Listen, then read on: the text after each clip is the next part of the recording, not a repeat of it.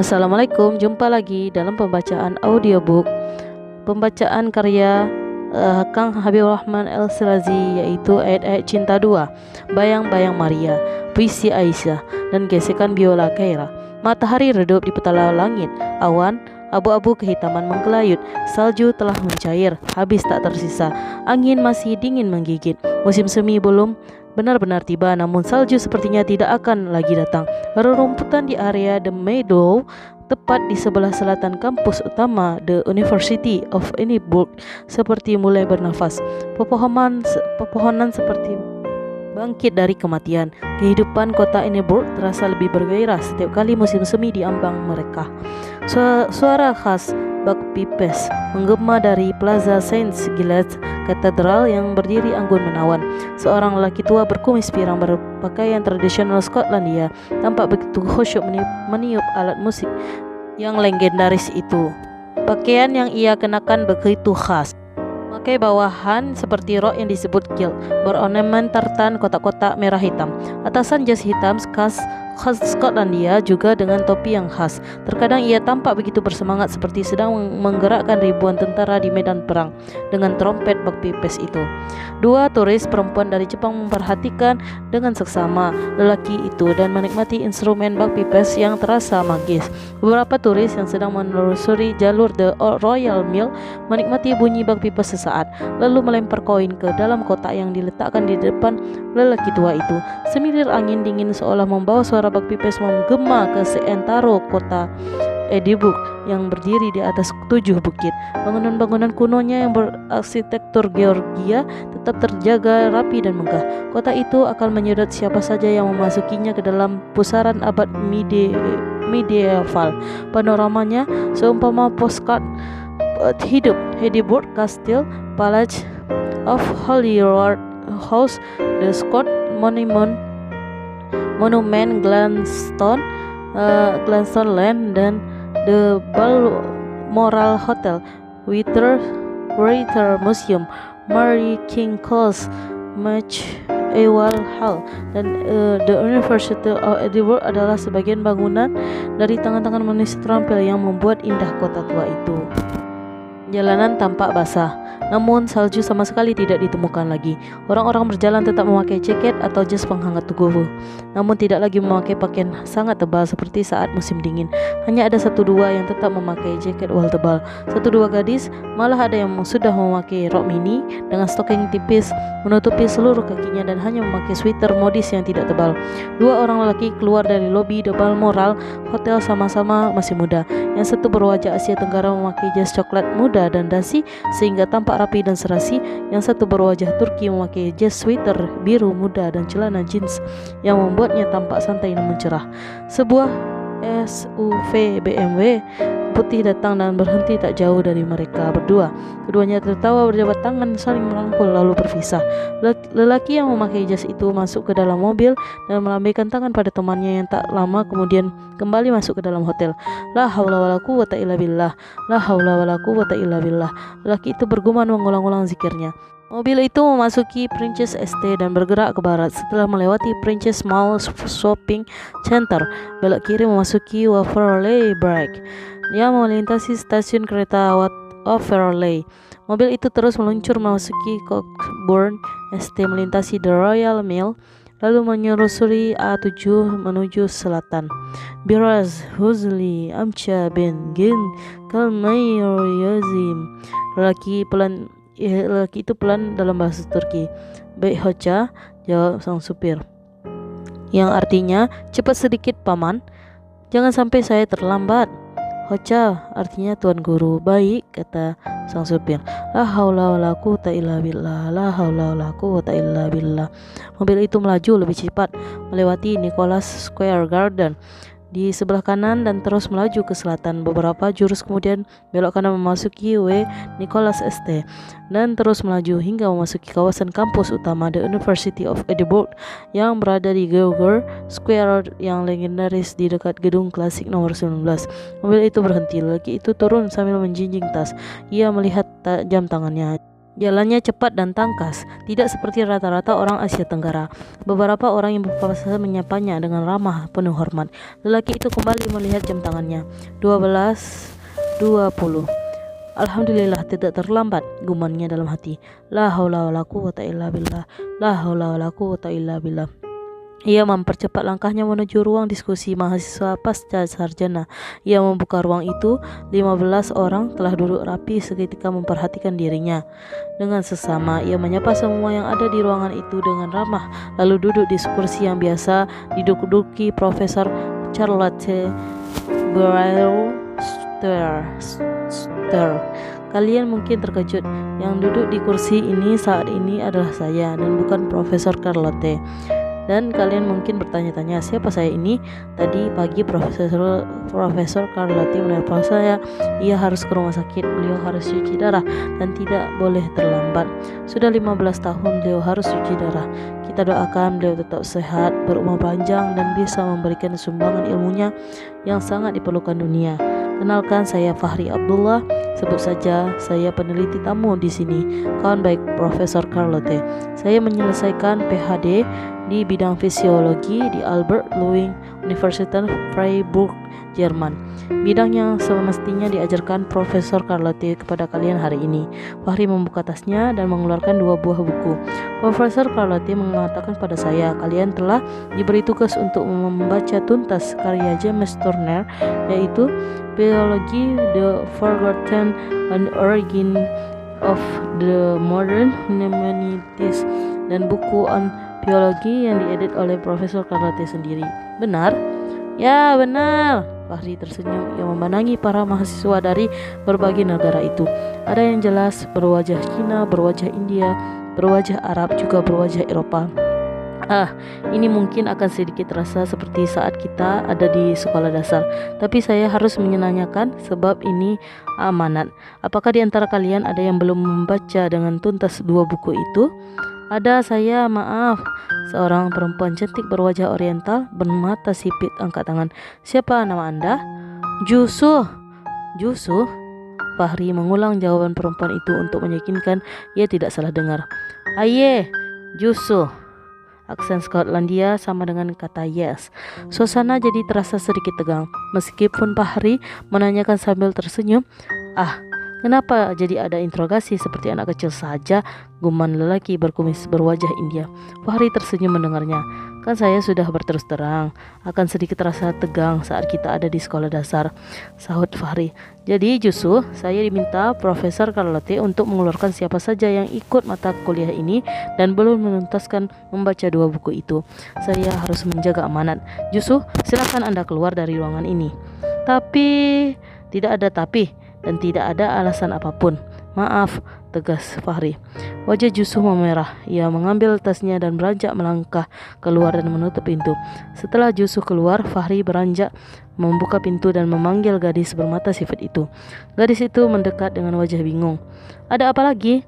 Silakan masuk, kau boleh ikut kuliah ini jika kau mau. Anda tidak sedang mempermainkan saya. Sama sekali tidak. Saya tidak mungkin mempertaruhkan kredibilitas saya dengan bersikap naif. Mahasiswa itu kembali masuk dan duduk di tempatnya semula. Para mahasiswa saling memandang, agak sedikit heran. Sebelum kita diskusi panjang lebar tentang fisiologi, satu hal yang harus kalian catat. Hal pertama yang harus dimiliki seorang fisiolog adalah amanah. Saya diminta oleh Profesor Carlotte untuk mengeluarkan dari kelas ini siapa saja yang belum membaca 2 buku itu tanpa pandang bulu. Maka saya harus amanah. Tapi justru sudah saya keluarkan dari kelas ini, dan selanjutnya adalah kewenangan saya untuk memberinya kesempatan masuk kembali ke dalam kelas. Amanah Profesor Carlotte sudah saya laksanakan, dan prinsip saya untuk tidak menolak siapa saja yang mau belajar bersama saya juga saya lakukan. Oke, ini bukan sekolah dasar lagi. Salah mahasiswa dari India itu sambil berdiri dan bertepuk tangan diikuti yang lain. Sudah silahkan duduk. Saya berharap apapun yang diminta profesor kalian yang berkaitan dengan pematangan keilmuan kalian, penuhilah dengan baik. Apalagi jika kalian nanti sudah menulis tesis. Kata-kata supervisor, kalian ibarat titah raja yang harus diperhatikan dengan sungguh-sungguh dan dituruti jika kalian ingin hasil terbaik. Fahri kemudian membimbing para mahasiswa itu untuk memasuki diskusi serius tentang ilmu fisiologi. Penguasaan Fahri akan materi dan manajemen kelas membuat diskusi yang seharusnya berat itu terasa lebih hangat dan ringan. Tidak terasa, telah 1 jam Fahri berdiskusi. Fahri melihat jam tangannya, sudah 1 jam lebih 20 menit. Zuhur di Edinburgh telah masuk 6 menit yang lalu.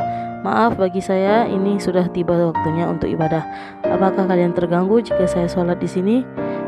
Jika kalian terganggu, saya akan sholat di Hafiz lalu balik ke sini. Atau kalian merasa cukup, maka saya akan sudahi kelas ini. Perlu berapa lama Anda sholat?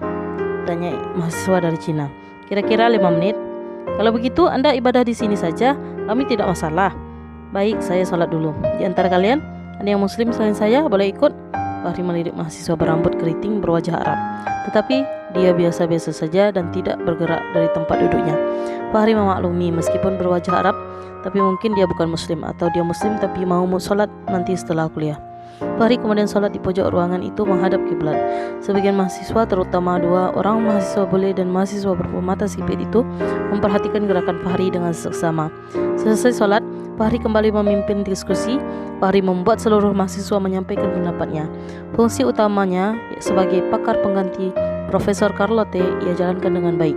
Simpul-simpul yang rumit tentang ilmu fisiologi ia uraikan dengan bahasa sederhana yang tuntas. Diskusi itu telah melewati batas waktu yang semestinya, tapi para mahasiswa seakan tidak mau bergeser dari tempat duduknya dan ingin lebih lama lagi menyerap ilmu dari pakar fisiologi jebolan Universitas Al-Azhar Mesir dan Uni Freiburg Jerman itu. Fahri melihat jam tangannya. "Sorry, time is over," kata Fahri sambil memasukkan 2 buku ke dalam tasnya. Gadis bermata sipit angkat tangan. "Yup, 1 pertanyaan terakhir kalau diperbolehkan." "Silahkan. Ini di luar tema pembahasan, tapi saya penasaran ingin menanyakan kepada Anda. Semoga saya bisa membantu. Dari cara ritual ibadah Anda tadi, saya bisa pastikan Anda seorang muslim." "Benar, saya seorang muslim, dan kita saat ini berada di gedung IMES Islamic The Middle East Study the University of Edinburgh," kata Fahri tanpa ragu. "Satu pertanyaan saya, kenapa orang muslim suka membunuh diri?" Fahri agak kaget mendengar pertanyaan itu. Ia sama sekali tidak mengira akan ditanya seperti itu. Sebuah pertanyaan yang sangat jauh dari tema kuliah siang itu. Dan ini bukan kali pertama ia seperti diadili sebagai seorang muslim dengan pertanyaan seperti itu. Ketika ia tinggal di Jerman menyelesaikan doktornya dan menjadi salah satu imam di Islamic Church Zentrum Freiburg Freiburg, ia pun kerap mendapat pertanyaan-pertanyaan serupa. Tidak semua orang mendapat informasi yang benar dan jujur tentang Islam, dan ia merasa tidak boleh bosan dan lelah atau untuk menjawab segala pertanyaan demi menyampaikan informasi yang jujur. Waktu saya sangat terbatas. Justru saya tidak akan menjawab pertanyaan panjang lebar. Kalimat pertanyaanmu itu tidak benar dan bernada menghakimi. Itu tidak fair. Saya muslim dan saya sangat tidak suka dengan bom bunuh diri. Saya belajar teologi Islam di Universitas Al-Azhar. Hampir 7 tahun saya di sana. Selama itu tidak sama sekali pun saya mendapatkan adanya ajaran bom bunuh diri. Saya mengambil master di Pakistan juga tidak menemukan ajaran itu. Lalu saya menyelesaikan PhD di Freiburg. Saya mengkaji manuskrip Arab Islam abad pertengahan, sebuah manuskrip tafsir Al-Quran karya Qutbuddin Ash-Shirazi yang berjudul Fath al-Manna.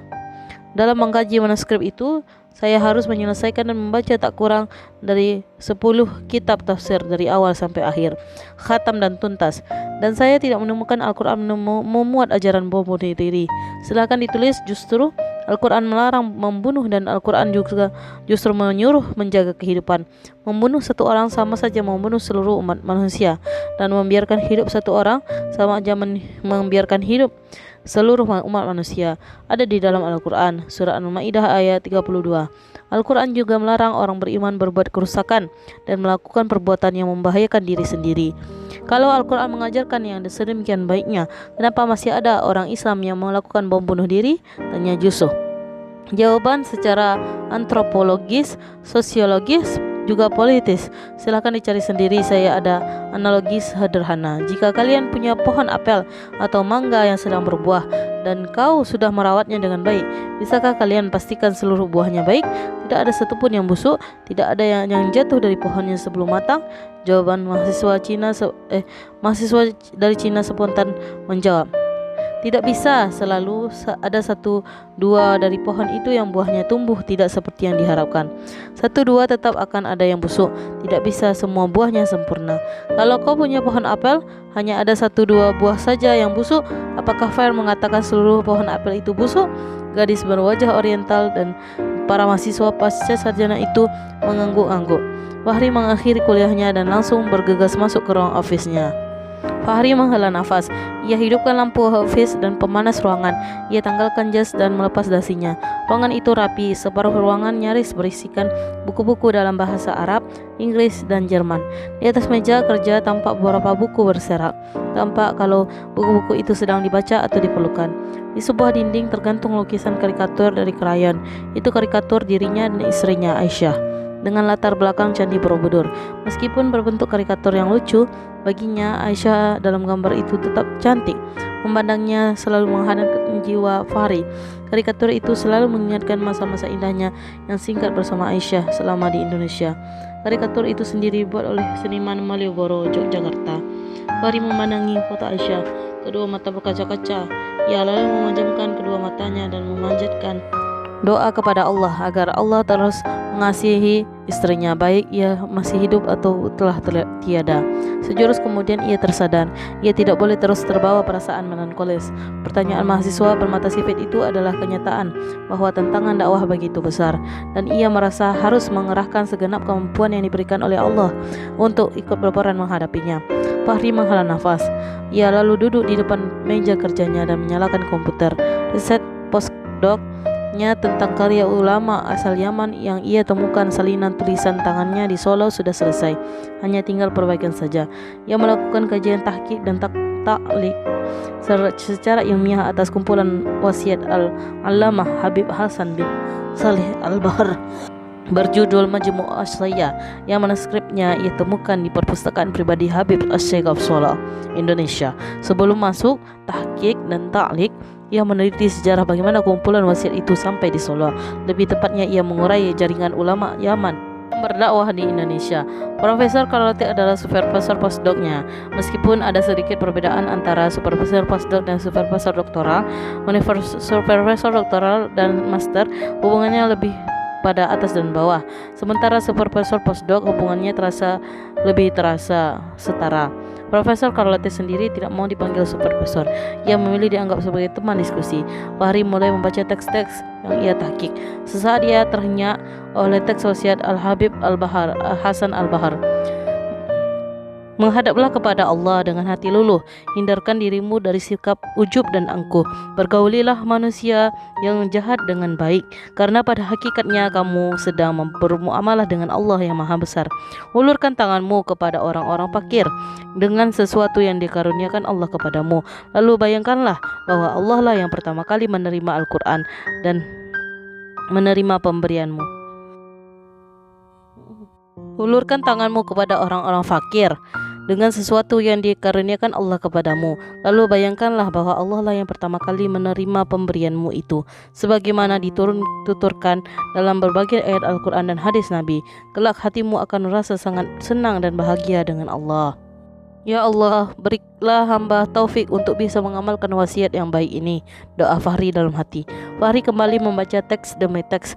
Jika ada hadis, ia mencoba meneliti ulang takhrij hadisnya. Jika ada kalimat yang muskil, ia mencoba mengurai kemuskilan itu dari beberapa sudut pandang dengan rujukan yang ilmiah sesuai disiplin ilmu fisiologi yang ia kuasai. Pintu ofisnya diketuk. Ia bangkit membukanya. Seorang perempuan muda berambut pirang sebahu berdiri di depan pintu membawa paket. Oh, Miss Rachel? Hai, sorry, Dr. Fahri, Anda mendapat kiriman 3 paket hari ini. Ini? Fahri menerima 3 paket itu. Ada yang harus saya tanda tangani, Miss Rachel? Semestinya iya, tapi sudah saya wakili menandatanganinya tadi. Terima kasih, Miss Rachel. Terima kasih kembali. Perempuan itu kembali ke ruang kerjanya sebagai staf administrasi. Fahri menutup pintu ofisnya dan membuka satu persatu paket itu. Semuanya buku. Yang satu, buku yang ia tulis Semestinya iya, tapi sudah saya wakili menandatanganinya tadi. Terima kasih Miss Russell. Terima kasih kembali. Perempuan itu kembali ke ruang kerja ofisnya sebagai staf administrasi. Fahri menutup pintu ofisnya dan membuka satu persatu paket itu. Semuanya buku, yang satu buku yang ia pesan dari Amazon, satu dari Profesor Turgut Dikiller dari Jerman, dan yang terakhir sebuah jurnal yang dikirim oleh Profesor Omar Sandel dari SOAS London.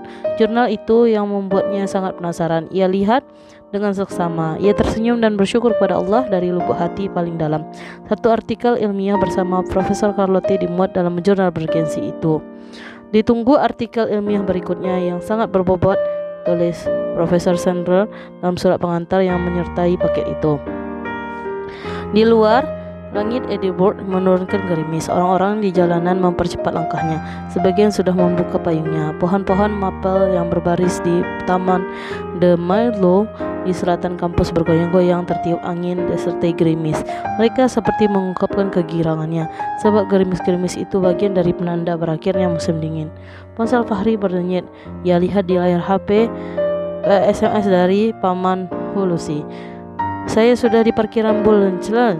Paman merapat ke sini, tempat tadi turun. Bawa kemari koper kosong di bagasi mobil. Bantu saya bawa buku-buku. Baik. Fahri mengambil data di komputernya dengan sebuah flash disk, lalu menutup komputernya. Ia rapikan buku-buku di atas meja itu. Ia melihat rak bukunya, beberapa buku ia ambil. Gerimis di luar semakin kencang. Pintu diketuk. Fahri membuka dan Paman Hulusi berjalan memasuki ruangan menyeret koper berukuran sedang dengan kaki sedikit pincang. Tanpa diminta, Paman Hulusi membuka koper. Fahri memasukkan beberapa buku, beberapa berkas, juga buku dan jurnal yang baru saja ia terima ke dalam koper. Paman ada wudhu? Paman Hulusi mengangguk. Sudah masuk waktu asar, sebelum pulang kita sholat berjamaah dulu di sini. Fahri mengambil 2 sajadah yang ia letakkan dalam laci paling bawah meja kerjanya. Mereka berdua lalu tenggelam ke dalam kekhusyukan bermunajat kepada Allah. Saat hujan mengguyur Edinburgh dan lonceng dari St. Giles Katedral berdentang-dentang. Kita lewat ke utara saja, Paman. Lewat North Bright, lalu belok kanan ke timur lewat A1 saja. Baik, Hoca. Lelaki setengah baya itu memanggil Fahri dengan berkata-kata Hoca, sebuah panggilan yang digunakan orang Turki untuk guru dan ulama yang dimuliakan. Fahri mengiringi laju mobil dengan zikir, la haula wala quwata illa billah, la haula wala quwata illa billah, la haula wala quwata illa billah, la haula wala quwata illa billah. Paman Hulusi memacu mobil SUV putih itu meninggalkan pelataran George Square menuju rute yang diminta Fahri. Hujan masih turun rintik-rintik. Dalam perjalanan pulang kali ini, Fahri kembali ingin refreshing menikmati keindahan kota Edinburgh. Fahri merasa ia berada di dalam museum hidup yang tidak pernah membosankan. Yang ia rasakan suasana Edinburgh ini kurang satu hal, yaitu alunan suara azan. Jika azan mengalun di kota ini seperti di Kairo yang bersahutan dari puncak-puncak bangunan klasik yang runcing itu, saat salju turun atau hujan menyapa, maka inilah salah satu hamparan surga di atas muka bumi. Fahri yang duduk di samping sopir benar-benar menikmati perjalanan sore itu. Kota ini memiliki pesonanya sendiri. Kairo juga memiliki keindahan yang berbeda, dan kampung kelahirannya di Indonesia juga memiliki sihir tiada duanya. Ah, dunia memang indah, begitu mempesona. Tiba-tiba ia seperti diingatkan oleh kesadarannya. Walal akhiratu khairun laka minal ula. Dan akhirat itu lebih baik daripada bagimu dari dunia.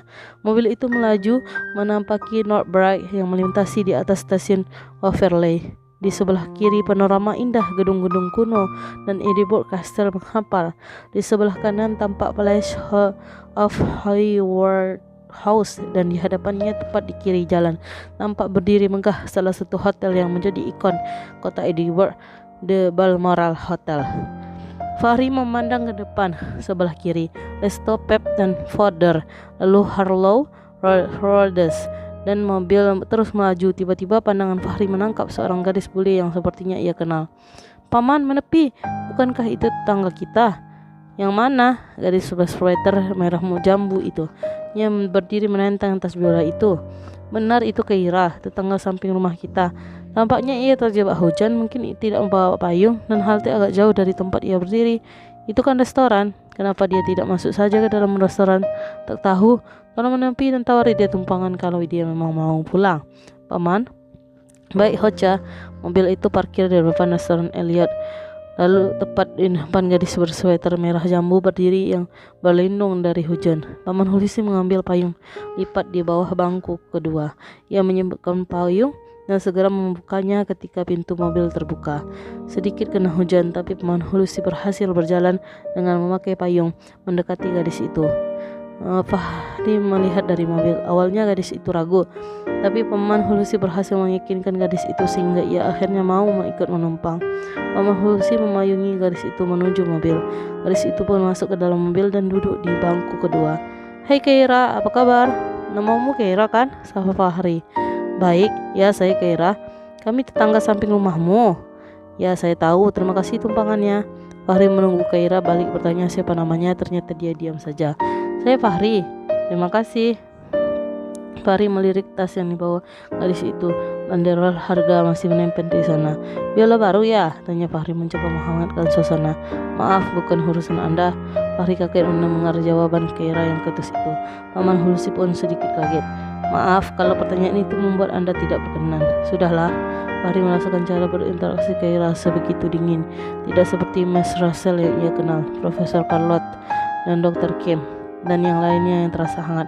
Maka Fahri kemudian diam saja dan menjaga diri dari terlalu banyak tanya, apalagi soal kerap. Demikian juga Paman Hulsi. Keira pun diam memandang ke kiri. Mobil itu melaju ke timur, ke arah Musselburgh. Sepanjang perjalanan hanya keheningan yang dipecah oleh suasana halus mesin mobil yang mengiringi. Sampai di Musselburgh, hujan telah berhenti. Mobil itu terus melaju memasuki Charlie Kaunes, lalu belok kiri memasuki kawasan Stonell Hill. Paman Hulsi mengarahkan mobil memasuki kompleks Stonell Hill Grove, sebuah kompleks kecil berisi hanya 11 rumah di kawasan Stonell Hill.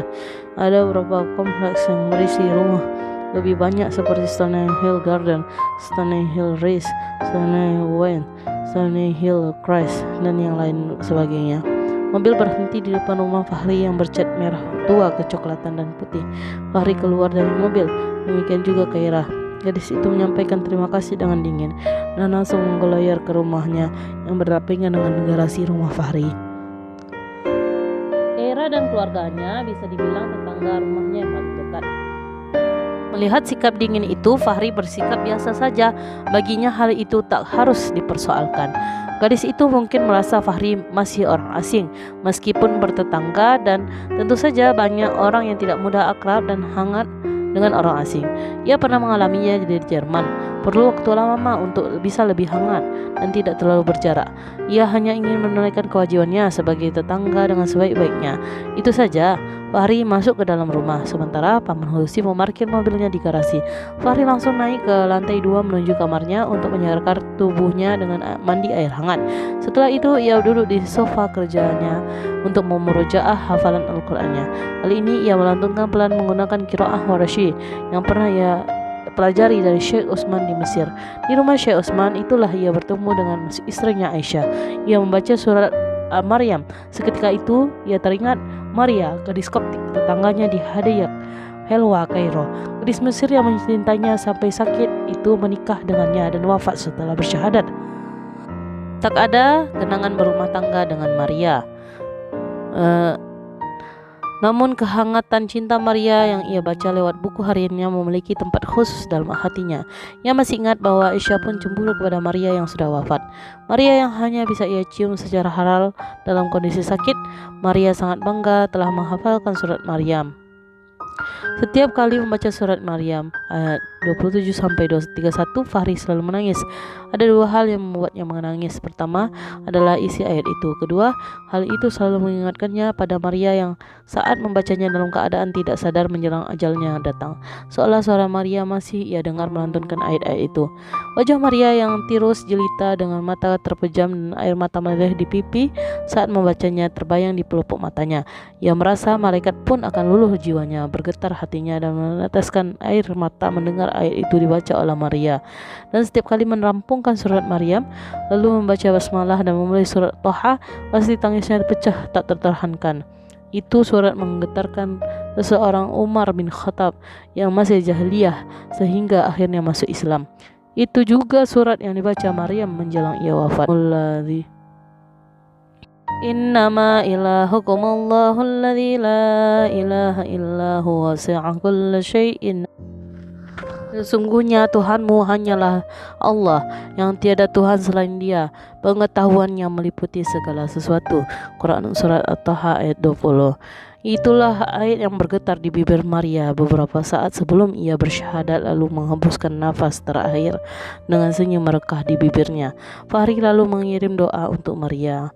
Kemudian terisak-isak mengingat Aisyah. Apakah Aisyah telah menyusul Maria? Ia tidak tahu harus seperti apa mendoakan Aisyah.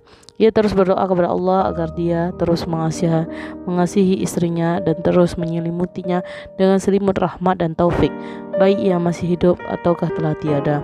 Fahri lalu melanjutkan bacaannya dan menuntaskan hingga selesai juz 17. Paman Hulusi naik ke ruang kerja Fahri sambil membawa nampan berisi segelas susu coklat hangat dan 2 keping roti bakar. Paman Hulusi tampak lebih segar, pakaiannya pun telah berganti. Paman Hulusi meletakkan nampan itu di meja yang ada di depan sofa. Ben Bocan aglama senini itim gibiyin, lirih Paman Hulusi sambil duduk di sofa di samping Fahri. Artinya, saya seperti mendengar suara Hoca menangis. Fahri diam saja tidak menjawab. Ia meraih gelas itu dan menyeruput susu coklat hangat yang menyegarkan. Meskipun sambil membaca Al-Quran, saya yakin pasti ada hubungannya dengan Aisyah. Fahri masih diam saja. Ia mengambil sekeping roti dan mulai memakannya. Suasana hening tercipta sesaat. Setelah roti di tangan kanannya itu habis, Fahri kembali menyeruput susu coklatnya. Eleksuf fekuramiz nek ikjin tesekuler Hulusi amjasadakatin fetum yilik lerin izin tesekuler. Terima kasih Paman Hulusi atas susu hangat dan roti bakarnya. Terima kasih atas kesetiaan dan kebaikan Paman Hulusi. Sayalah yang harus berterima kasih kepada Hoca. Tanpa kebaikan Hoca, mungkin hidup saya masih seperti sampah yang tiada gunanya. Segala yang baik hanya milik Allah. Maaf Hoca, apakah Hoca tidak terpikir untuk menikah lagi? Hoca masih muda. Fahri menghela nafas dan diam. Tiba-tiba sayup-sayup terdengar suara indah. Nada biola digesek. Nadanya indah, riang, ceria dan gembira. Suara itu berasal dari rumah Kira. Fahri mendengarkan dengan sesama nada itu. Itu nada lagu gembira, Viva la Vida. Kegembiraan dalam hingga terasa meremas hati. Ada suasana kebahagiaan menyusup, namun diiringi kesedihan yang seperti menyayat relung hatinya. Air matanya meleleh. Hoca pasti teringat Aisyah Hanem. Dulu di rumah villa di Freiburg sering terdengar nada seperti itu dari Paman Hulusi. Fahri mengisyaratkan agar Paman Hulusi pergi dan turun. Laki tua yang berasal dari Adana Turki itu pergi meninggalkan Fahri. Sejurus kemudian Fahri terisak-isak. Oh Aisyah, belahan jiwaku, ya Allah, aku mohon pertolonganmu. Jangan kau binasakan dunia dan akhirku karena merana mengenang Aisyah. Ya Allah, ya Rabbi, ya Rahman, ya Rahim, rahmatmu ya Allah. Malam itu salju tipis turun di Freiburg. Fahri sedang tenggelam membaca tafsir Rubul Ma'ani untuk membandingkannya dengan manuskrip yang sedang ia teliti untuk disertasi doktornya. Sayup-sayup Fahri mendengar nada biola digesek. Semakin lama semakin jelas, semakin dekat ketika ia melihat ke pintu ruang kerjanya. Tampak Aisyah mengenakan gaun malam yang anggun. Ia menggesek biola dengan piawainya. Nada gembira ia mainkan. Aisyah mengerlingkan mata kanan yang menggoda. Ini menutup kitab tafsirnya. Ia bangkit dan mendekati Aisyah. Aisyah mundur. Fahri mendekat dan Aisyah berjalan pelan sambil terus menggesek biolanya. Aisyah menuju kamar tidurnya dengan wangi parfum membuat Fahri mabuk. Sementara Aisyah terus menyelesaikan lagunya. Fahri telah memeluk istrinya penuh cinta. Aisyah menjedahi nadanya ketika Fahri sampai pada puncak mabuknya. Seperti biasa, sama seperti saat malam pertama di Kairo, Aisyah membacakan puisinya. Agar dapat melukiskan hasratku kekasih, taruh bibirmu seperti bintang di langit. Kata-katamu ciuman dalam semalam yang hidup, dan deras lenganmu memeluk daku, seperti suatu nyala bertanda kemenangan. Mimpiku pun berada dalam benderang dan abadi. Dipetik dari puisi berjudul Kekasih karya Paul Eluard, penyair Prancis abad ke-19 paling terkemuka dari golongan surrealis. Aisyah luar biasa romantisnya. Ya Allah, bagaimana mungkin aku bisa melupakannya? Ampuni hambamu, kalau sampai cintaku padanya menutupi cintaku padamu, ya Allah. Lirih Fahri begitu tersadar dari sepotong kenangan mesranya dengan Aisyah. Dan nada biola yang dimainkan Keira adalah nada Viva la Vida yang hangat, mirip dengan yang biasa dimainkan Aisyah pada malam ketika salju turun di Facebook. Hanya saja Fahri tidak bisa lagi membalas puisi itu dengan puisi yang selalu membuat pipi Aisyah merona merah. Alangkah manis bidadariku ini, bukan main elok pesonanya. Matanya berbinar-binar, alangkah indahnya bibirnya, mawar merekah di taman surga. Ia ingin kembali mengucapkan puisinya itu kepada Aisyah, bidadarinya, belahan jiwanya. Tapi, ya Allah, mungkinkah itu terjadi lagi? Air mata Fahri terus meleleh. Bibir dan hatinya menggetarkan tasbih Nabi Yunus ketika berada di perut ikan paus. La ilaha illa anta subhanaka inni kuntu minaz zalimin. Alhamdulillah telah selesai chapter pertama. Kita sambung besok ya chapter selanjutnya. Bye bye. Assalamualaikum warahmatullahi wabarakatuh.